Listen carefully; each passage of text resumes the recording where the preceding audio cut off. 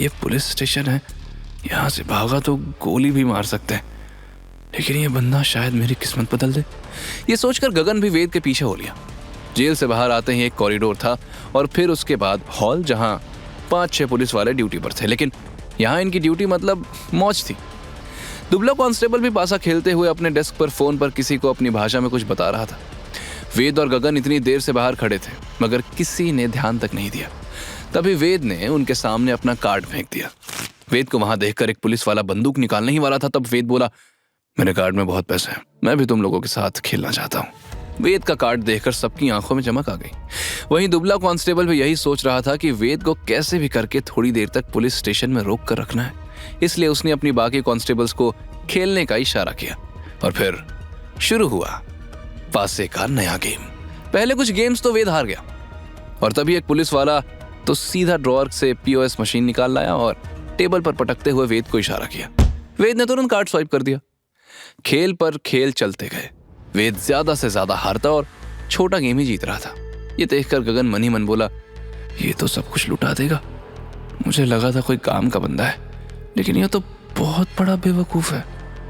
तभी वेद ने पुलिस वालों को फुसलाते हुए ऊंची आवाज में कहा, अरे ये क्या छोटा मोटा गेम खेल रहे हो? सब लोग बड़ा दाव लगाओ यार, बड़ा खेलेंगे तब तो बड़ा पैसा जीतेंगे। गगन की तरह ही बाकी सबको भी लगा कि वेद बेवकूफ है और उसे गैम्बलिंग करना ही नहीं आता। फिर क्या था, सबने बड़े बड़े दांव लगाने शुरू किए। इस बार भी वेद कभी हारता तो कभी जीतता। थोड़ी देर बाद जब वेद ने एक बड़ा गेम जीत लिया, तब जाकर दुबले कांस्टेबल को समझ आया कि अभी तक वेद सिर्फ उन्हें फंसा रहा था। वेद हंसते हुए सार्कास्टिक टोन में बोला, क्या हुआ, इतने में ही हार मान ली क्या? मैं तो और बड़ा दांव खेलने वाला था। दुबला कांस्टेबल गुस्से में चिल्लाया, मेरा पूरा पैसा गया, मैं बर्बाद हो गया। सिर्फ वही नहीं बल्कि बाकी पुलिस वाले भी सर पकड़कर बैठ गए। सबको धीरे धीरे समझ आने लगा कि वेद छोटे छोटे दांव हार रहा था, लेकिन जब भी जीतता था बड़ा दांव खेलता था। वेद कोई बेवकूफ नहीं था, बल्कि जाल बिछाने वाला शिकारी था। वेद ने हाथ झाड़ते हुए पूरे पैसे उठाए और गगन को देते हुए बोला, इन लोगों ने मेरे दोस्तों से पैसे लूटे थे तो उनका बदला लेना तो बनता था, इसलिए कर्म ऐसे करो कि बाद में पछताना ना पड़े। तभी दुबले कांस्टेबल ने पिस्टल निकालते हुए कहा, तूने हमें बेवकूफ बनाया, चीट, ये पैसे लेकर तू यहां से बाहर नहीं जा पाएगा। कमरे में एकदम सन्नाटा छा गया। गगन भी घबराने लगा, लेकिन वेद ने पलटकर कांस्टेबल से कहा, क्या बात है, यहाँ की पुलिस इतनी कंगाल है कि जरा सी हार झेल नहीं सकती। वैसे तो तुम हर कैदी को लूटते हो, आज खुद लूट कर कैसा लगा? दुबला कांस्टेबल गुस्से से चिल्लाया, बंद कर अपनी बकवास, तू आज इस पुलिस स्टेशन से जिंदा वापस नहीं जाएगा, लेकिन तुझे मैं नहीं मारूंगा, बल्कि तेरा शिकार करने तो कोई और आ रहा है। तभी अचानक बाहर से कुछ गुंडे पुलिस स्टेशन के अंदर आए और दोनों तरफ लाइन बनाकर खड़े हो गए। उन्हें देखते ही सब ने अपने सर झुका लिया और तभी एक 6 फुट 4 इंच का हट्टा कट्टा पहलवान जैसा आदमी काला सूट पहने हुए अंदर आया। वेद 5 फुट 8 इंच लंबा था, लेकिन बाकुन के सामने छोटा लगता था। बाकुन लगभग 2 मीटर ऊंचा, चौड़े कंधे और मांसपेशियों से भरे शरीर के कारण वो बाकी लोगों के बीच अलग दिखाई देता था। 40 की उम्र में भी उसकी ताकत और रफ्तार अपने चरम पर थी। कई थाई बॉक्सिंग चैंपियंस उसके स्टूडेंट्स थे। उसको देखकर गगन थर-थर कांपने लगा और धीरे से वेद के कान में फुसफुसाते हुए कहा, बॉस, यही है बाकुन, पाया सिटी का सबसे खतरनाक आदमी, शहर का सबसे स्ट्रॉन्ग फाइटर। मेयर भी इसके आगे सिर झुकाकर बात करता है। वेद हंसते हुए बोला, फाइटर ही है ना, भगवान तो नहीं है जो तुम सर झुका लेते हो। वैसे तुम लोग इतना डरते क्यों हो?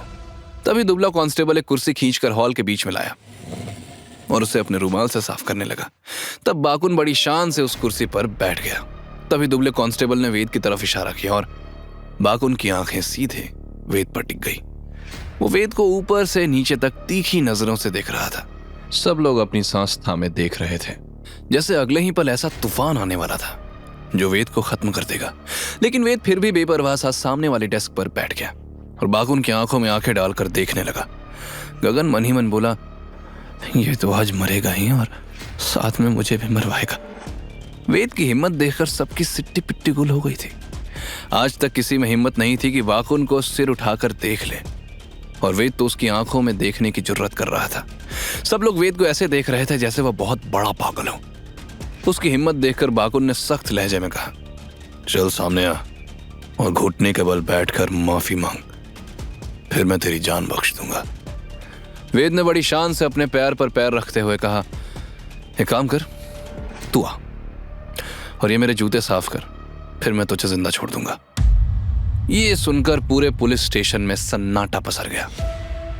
बाकुन ने वेद को घूरा और उसकी आंखों में वही तेजी थी जैसे कोई बाघ छलांग मारने को तैयार हो। वह पूरे शहर पर राज करता था और अब एक मामूली आदमी उसे जूते पूछने को कह रहा था। उसने गुस्से में चीखते हुए कहा, मुझे सबसे ज्यादा नफरत भारतीय लोगों से है, खुद को बहुत बड़ा फाइटर समझते हैं। यह सुनकर वेद की मुट्ठी भींच गई, लेकिन बाकुन अभी भी चुप नहीं हुआ था। वो घमंड से बोला, तुम्हारे जैसे बेवकूफ लोग ये जानते हो कि मुझसे जीत नहीं सकते, फिर भी मौत से पंगा लेते हो और मुझे मजा आता है तुम्हारी आंखों में डर देखकर, क्योंकि आखिरी पल में तुम लोगों की सारी बहादुरी गायब हो जाती है। तुम भगवान की पूजा करते हो ना, लेकिन मैं शैतान हूं और तुझे नर्क भेजने का काम मैं खुद करूंगा। सब डर से थरथराने लगे कि कहीं बाकुन गुस्से की चपेट में ना आ जाए। वहीं गगन मन ही मन प्रार्थना कर रहा था कि वो बस जिंदा बच जाए। सब जानते थे कि बाकुन के फाइट करने के तरीके कितने खतरनाक होते हैं। सबकी नजरें वेद को ऐसे देखने लगी जैसे कि वो मर चुका हो और बस उसकी अर्थी लगनी बाकी थी। बाकुन की धमकी सुनकर वेद ने मजाकिया अंदाज में पुलिस वालों की तरफ उंगली दिखाते हुए जोर से कहा, तुम लोगों के कान खराब नहीं है ना? सुना ना तुम लोगों ने? ये मान रहा है कि इसने कई लोगों को मारा है, फिर भी अरेस्ट क्यों नहीं करते? पुलिस वालों ने घूरते हुए वेद को देखा और उनमें से दुबले कांस्टेबल ने चिल्लाकर कहा, ओए, तू पागल है क्या? बाकुन सर को पकड़े, वो तो हमारे हीरो हैं, तू हमें देश का गद्दार बनाना चाहता है? यह सुनकर वेद ने कंधे उचकाए और बाकुन की तरफ देखकर बोला, मुझे पता था थाईलैंड के पुलिस पर भरोसा करना बेवकूफी है, कोई बात नहीं। यह सुनकर बाकुन घुर्राया, बस बहुत हुआ बेवकूफ, तेरी मौत सामने खड़ी है और तू अब भी बकवास कर रहा है।